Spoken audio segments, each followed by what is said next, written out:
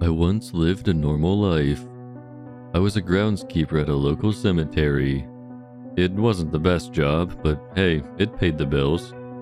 I lived alone in an apartment complex that stood about a mile from the cemetery in which I worked. I would spend my time writing short stories about my boring life and the days I spent at the cemetery. When I worked, it was usually during the afternoon into twilight hours. I never would have worked at night. That place is creepy as it is, thank you very much. I stayed far away from it during the night. It was always the same routine. Show up at the cemetery, gather my tools and go out to pick up trash and tidy up gravestones until it started to get dark, then go home and do whatever. Nothing special. The routine continued for a year and a half, ever since the day I got the job. Not once did I ever run into anything spooky like you'd see in a cheesy horror movie. There were never any black cats or curses, and certainly no zombies crawling out of the ground to eat my brains. However, there was one day that would change my life forever. The day I saw him. Or rather, it. The day I saw the Slenderman. It started off like any other day. I walked to the cemetery, got my tools and headed out to pick up the trash. But something felt different that day. It was hard to explain, but I felt as though I was being watched. I would constantly look around nervously, only to find that there was nothing around. The only sounds I heard were birds chirping in the trees and the occasional car that passed by. So I spent the entire day on edge, something in the back of my mind telling me that there was something else with me in that cemetery. At the end of my shift, as I headed back to put my tools away for the night, I noticed that the birds were gone, and there were no cars passing by anymore. Everything was eerily quiet. Just then, I saw what appeared to be a man standing about 100 feet from me. From what I could see, he was abnormally tall and wore a black suit jacket with a white shirt and black tie. Because it was beginning to get dark, I couldn't see his face very well, so I couldn't tell if he was anyone familiar. I called out to him, but he didn't move. He just stood there, like a statue. I began to walk towards him, accidentally dropping my tools along the way. I bent down to pick them up, and when I looked to where the man was, he was gone. There was no sign of him anywhere. I scratched my head and shook it off, thinking that I was just seeing things because I was overworked.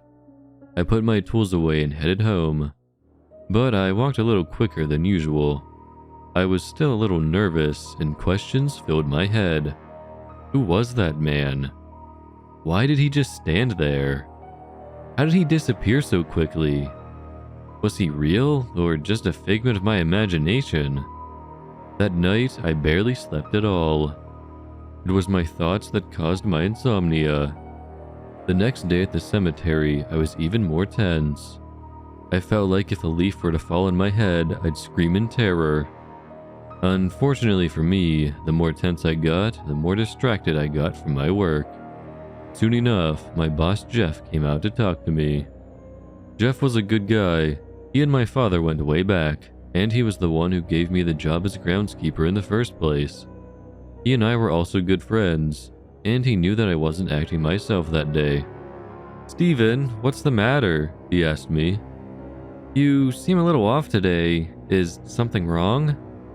I didn't want to sound like a crazy person, but I knew I could never lie to Jeff.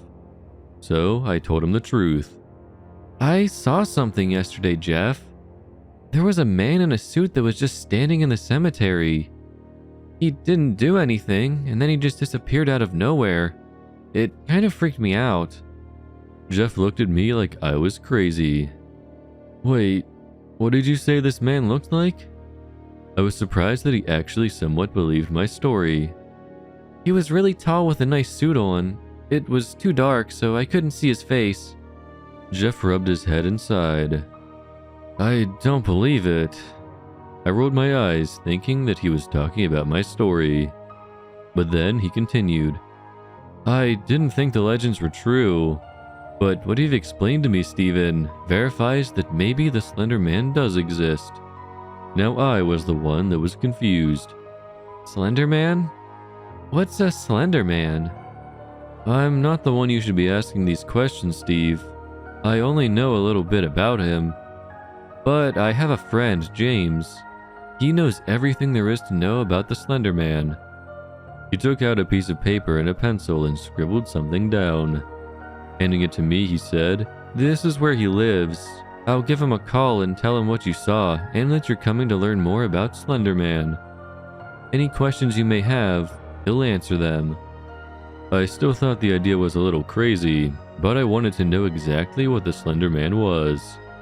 That night, I did as Jeff suggested and paid a visit to his friend James. As I entered his house, I saw he was already seated at a table, with pictures scattered all around. When I walked through the door, James greeted me with a smile. "Ah, Steven, Jeff told me you were coming. Please, take a seat." I pulled up a chair to the table and began to observe some of the pictures he had laid out. "Jeff told me that you think you saw the Slender Man and that you want more info on him. Well, you've come to the right place." I nodded and he began to tell me everything he knew. "One thing you should know about the Slender Man. He is not human," James began. "We don't know what he is exactly, but we know for sure he isn't human. People have seen him describe him just as you saw him, but he is sometimes seen with black tentacles emerging from his back. He's a fearsome creature and kills most likely for the fun of it. Now, let me give you a little backstory on the Slender Man. One of the first recorded instances of him was back in the mid-1500s in Germany. A woodcut artist by the name of Hans Freckenberg created a piece that displayed a creature that looks not unlike the Slender Man. It was discovered in Hallsberg Castle in 1883. Here's what it looks like." He slid one of the pictures over to me, one that depicted a knight dueling with a strange humanoid creature with multiple arms and legs. James continued, "Now, Hans Freckenberg was known for his realistic depictions of human anatomy, but as you can see in that work, the character on the right has multiple arms and an oddly shaped face. This work differs greatly from all his other works." I was intrigued at the amount of knowledge that James had, but he wasn't quite finished. He slid another picture over to me. This one showed several children frolicking on a playground, nothing out of the ordinary. Except for the fact that a man that looked exactly like the one I saw in the cemetery was standing ominously in the background. Looking at that picture caused chills to race down my spine. Now this here is the first recorded photograph of the Slender Man. You can just see him in the background. According to records, every single child in that photograph disappeared shortly after it was taken. They haven't been seen since. I was astonished. I couldn't believe what I was seeing. James then passed me a few more modern-looking pictures. Each one seemed like a normal everyday nature or family photo. But in the background of every one, the same tall man could be seen, looming in the shadows. "That's pretty much all you need to know," James concluded. "Any questions?" I shook my head, still trying to wrap my head around why this thing was looking at me the day I saw him. "The Slender Man is a mysterious force, Steven," James told me. "Nobody knows exactly why he does the things he does. Whether he does it for sport, or he is a pawn for some higher being, we will never know." Coming to this realization, I knew that I had to do something. I decided that the next day I would find the Slender Man and see for myself what kind of monster he was. I figured he was probably still in the vicinity of the cemetery, so I would hopefully find and capture him. "I wouldn't try that if I were you," James warned. "The Slender Man has powers that you wouldn't believe. It's best to let nature take its course. And whatever you do, don't try to approach him if you sight him." I assured James I would do no such thing and thanked him for all the information as I left. However, I was still content on attempting to end the Slender Man's reign of terror once and for all. I worked through the next day like it was any other day. but I kept my guard up the whole time, looking for any signs of the Slenderman. There was no sign of him the entire day, but once my shift was over, I put away my tools, except for a flashlight, and headed over to where I saw him standing just a couple of days prior. Like that fateful day, everything was eerily quiet. No birds or cars made any sound. I could sense he was nearby. I approached the area where I first saw him and sat on one of the gravestones waiting. I knew he would come, eventually. After about 20 minutes, I began to give up hope, until I heard rustling coming from the woods that surrounded the cemetery. It was beginning to get darker, and I got a little nervous. I had never been in that area when it was that dark before. It was almost pitch black now, and I only had the full moon and my flashlight for light. I gathered up some confidence and walked into the woods, my flashlight shining through the darkness. I followed the rustling sound through the woods, and it began to get louder and louder. It grew closer and closer, and my heart began to race. Sweat formed on my brow, and my hand shook as I tried to hold the flashlight steady. "Show yourself!" I ordered as loudly as I could. Suddenly, from out of the brush of the woods came a squirrel. I let out a deep sigh of relief as the squirrel just stared at me for a few seconds. Then it took off running away from me. I thought nothing of it. It was a squirrel after all. They're usually afraid of their own shadow.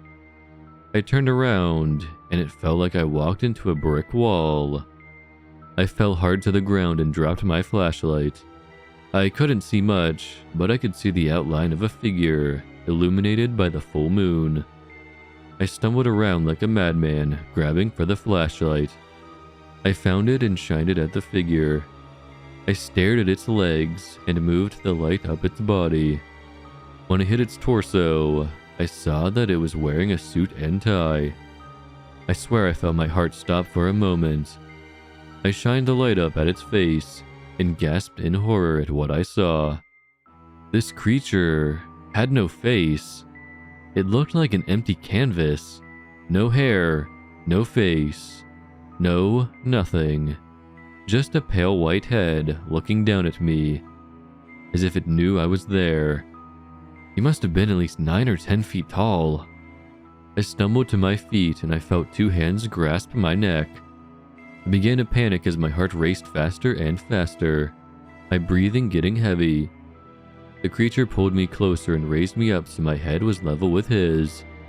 I stared into where his face should have been, and he tilted his head as if he were observing me. I could barely breathe as his grasp grew tighter around my neck. I struggled furiously, and suddenly several black tentacles emerged from the creature's back. I knew this was the end. I was about to become another victim of the Slenderman. He raised one of his tentacles, and I braced myself for the end. However, I heard a faint bark of dogs and a few men calling my name. The creature turned his head towards the noise and then back to me.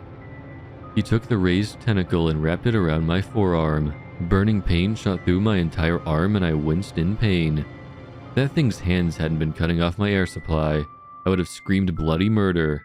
The pain was unlike anything I'd ever experienced before. The creature dropped me to the ground and stood above me for a few seconds. I looked up to it and I swear he nodded to me before fading into the surrounding darkness. I gasped for breath as the men found me. Jeff was with them. "Steven, what the hell happened here? We heard you yelling, so we came to find out what was wrong." With what little energy I had left, I let out a whisper, barely audible. "It was the Slenderman." Then everything went to black. When I awoke, I found myself in a hospital bed, my neck and forearms still in pain. Once I had regained complete consciousness, I looked down at my forearm and saw that there was a black mark where the Slenderman had wrapped his tentacle around me. I stared at it for a few minutes, trying to contemplate why it had spared my life and left me with just a black mark. Before I had a chance to think anymore, Jeff and James came into my room, Jeff carrying my laptop. "How are you feeling, Steve?" Jeff asked me. "Still in a little bit of pain," I replied. "The doctors say I should be out in a couple days, maybe even tomorrow." I warned you not to approach him. James shook his head. I figured he would be a little upset with me. I know. I really wish I had listened to you. I apologized. He put his hand on my shoulder in comfort. It's alright. I know how you feel. You wanted to get an up-close and personal view of the Slenderman. Who wouldn't? I'm just surprised he let you live. I was just as surprised. Had it not been for the men calling my name, I probably wouldn't have gotten so lucky. Soon later, Jeff handed me my laptop. Why'd you bring this? I asked him. Because you need to tell your story, he replied. The story about how you met and survived the Slenderman. I'm sure a lot of people are going to want to hear about it. But who's to say no one will believe it? I asked skeptically. James smiled and put his hand on my shoulder. Stephen, for every skeptic, there is a believer. I'm sure someone out there will believe it. Hell, maybe there's someone who's had an experience just like yours. Now, get some rest before you start writing. You need it. The two started to walk away until I called to them. Hey, guys. Why do you think he left me with this? I showed them the black mark on my arm, and James rubbed his chin. No idea. I've never heard of any reported cases of that happening. Maybe since you were lucky enough to survive him, he gave it to you as something to remember him by. He smiled and the two walked out of my room. I chuckled to myself at the thought, but then I realized that maybe that wasn't so crazy of an idea after all. I opened my laptop and began writing this story. My story. The story of my experience with the Slenderman. If I learned anything from that ordeal, it's that we may never know who or what the Slenderman is exactly, and where he's going to show up next. But I gave this warning to you, dear reader. Beware the Slenderman, for the Slenderman watches us all.